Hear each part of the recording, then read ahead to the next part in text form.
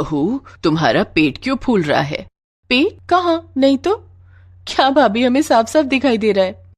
ओ, शायद ज्यादा खाने की वजह से हुआ है, ठीक हो जाएगा, आप लोग चिंता मत कीजिए।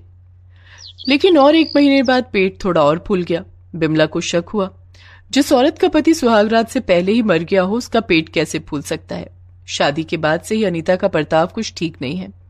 शादी के 1 हफ्ते बाद एक दिन अनीता अपने कमरे में बैठकर एक पुतले को गोद में लेकर गाना गा रही थी।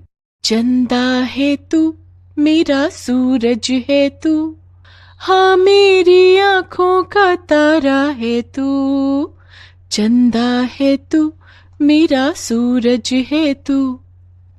और कमरे के बाहर से अनीता की सास बिमला और ननद पूर्वा ये देख रही हैं। अरे, ये औरत पागल पागल हो गई है क्या? पता नहीं माँ, भैया को खोने के शौक में शायद दिमाग खराब हो गया है भाभी का। बिमला और पूर्वा अंदर चली गई और अनीता से कहा, बहू, ये क्या कर रही हो? एक पुतले को सुला रही हो? हाँ माँ, मैं तो हमेशा से एक बच्चा चाहती थी, लेकिन देखते ही देखते क्या से क्या हो गया, वो चले गए। अनीता की आंखें भर आई। 1 हफ्ता पहले ही उसकी शादी हुई थी। मंडप में शादी खत्म होने के बाद ही उसके पति रौनक के पास एक चिट्ठी आई। अरे, ये किसकी चिट्ठी है? पढ़ के देखता हूँ। रौनक आर्मी ऑफिसर था और वो चिट्ठी आर्मी की तरफ से ही आई हुई थी।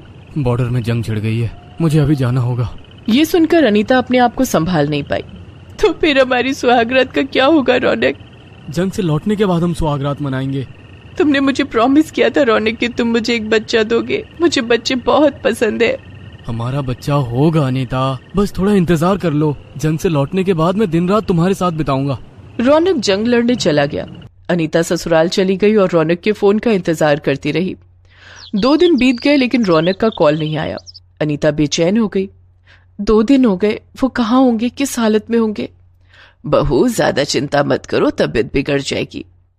हाँ भाभी, आर्मी ऑफिसर से शादी करोगी तो जिंदगी भर इंतजार ही करना पड़ेगा। भैया तो हमेशा ऐसे ही अचानक से चले जाते हैं, हमें इन सब चीजों की आदत है। लेकिन अनीता का मन नहीं मान रहा था।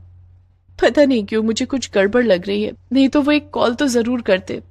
अगले दिन अनीता दरवाजे के बाहर बैठकर रौनक की राह देख रही थी। इतने में पियून चिट्ठी लेकर आया। ये आर्मी ऑफिसर रौनक का घर है ना? हाँ, उन्होंने चिट्ठी भेजी है क्या? उन्होंने नहीं भेजा है, आर्मी की तरफ से चिट्ठी है, उनके घर वालों के लिए। पियून चिट्ठी देकर चला गया। अनीता ने चिट्ठी खोलकर पढ़ी और उसके हाथ से चिट्ठी गिर गई। वो रोने लगी। अरे, ये क्या हुआ? मैं विधवा हो गई। हे भगवान, ये क्या किया आपने, क्या किया? रोने की आवाज सुनकर बिमला और पूर्वा वहां आई। अनीता ने दोनों को सब कुछ बताया और वो दोनों भी रोने लगे। चिट्ठी में लिखा था कि ऑफिसर रौनक अब इस दुनिया में नहीं है। जंग के मैदान में उनका देहांत हो गया, लेकिन उनकी बॉडी अभी तक नहीं मिली। अब क्या होगा माँ जी, अब क्या होगा? मेरा पति कभी मेरे पास नहीं लौटेगा। मेरा बेटा, मेरा बेटा। 2 दिन तक रोना धोना चलने लगा और उसके बाद से अनीता अजीब हरकत करने लगी। बच्चा, मुझे बच्चा चाहिए। रौनक ने मुझे बच्चा देने का वादा किया था, मुझे बच्चा चाहिए। अभी बच्चा कहाँ से आएगा भाभी, अब तो भैया ही नहीं रहे। वो सब मुझे नहीं पता, मुझे बच्चा चाहिए किसी भी हालत में। अनीता बाजार से एक छोटा सा पुतला खरीद कर लाई और उसे खिलाने और सुलाने लगी। उसे गोद में लेकर इधर उधर घूमने लगी। सभी ने सोचा कि अनीता पागल हो गई है। आसपास के लोग भी बातें करने लगे और ऐसे ही 2 महीने बीत गए और अचानक से एक दिन अनीता बीमार पड़ गई। उसे तेज बुखार आया और उसका सर चकराने लगा। उसे डॉक्टर के पास ले जाया गया। डॉक्टर ने अनीता से कुछ कहा। बिमला और पूर्वा को कुछ समझ नहीं आया, लेकिन अनीता बहुत खुश लग रही थी। इसीलिए बिमला ने पूछा, क्या बात है बहू, इतनी खुश क्यों हो, क्या हुआ? कुछ नहीं माँ जी, बस ऐसे ही, आप नहीं समझेंगी। उसके बाद से अनीता के हाव भाव बदले बदले से लगने लगे। वो बहुत ज्यादा खाना खाने लगी और उसे हमेशा खट्टा खाने का मन करने लगा। माँ, ये भाभी को हुआ क्या है? कुछ दिनों से कुछ अजीब सा लग रहा है। पता नहीं बेटी, शायद रौनक की मौत के शोक को अब तक भुला नहीं पाई है। बिमला ने यह कहकर उसे इग्नोर कर दिया, लेकिन 3 महीने बाद अनीता का पेट फूलने लगा। बहू, तुम्हारा पेट क्यों फूल रहा है? पेट? कहाँ? नहीं तो। क्या भाभी, हमें साफ साफ दिखाई दे रहा है। अब शायद ज्यादा खाने की वजह से हुआ है, ठीक हो जाएगा, आप लोग चिंता मत कीजिए। लेकिन और 1 महीने बाद पेट थोड़ा और फूल गया। बिमला को शक हुआ। हाँ, तू सच कह रही थी, कुछ तो गड़बड़ लग रहा है। माँ, इसका उत्तर उसी डॉक्टर के पास है जिसके पास भाभी गई थी। वो दोनों डॉक्टर के पास चले गए। डॉक्टर साहब, हमारी बहू को क्या हुआ है? क्यों, आपकी बहू ने आपको नहीं बताया क्या? वो प्रेग्नेंट है। ये सुनकर बिमला और पूर्वा के सर पर जैसे आसमान गिर पड़ा। क्या प्रेग्नेंट? लेकिन ये कैसे हो सकता है? वही तो, भाभी तो कुंवारी है। दोनों घर लौटे और अनीता को उल्टा सीधा सुनाने लगे। बच्चा पाने के लिए तू मुंह काला करके आई कल मुही। हाँ भाभी, ये आपने गलत किया। भैया आपसे प्यार करते थे। बता कल मुही, इस बच्चे का बाप कौन है? मैं नहीं बता सकती। हाँ, कैसे बताएगी वो?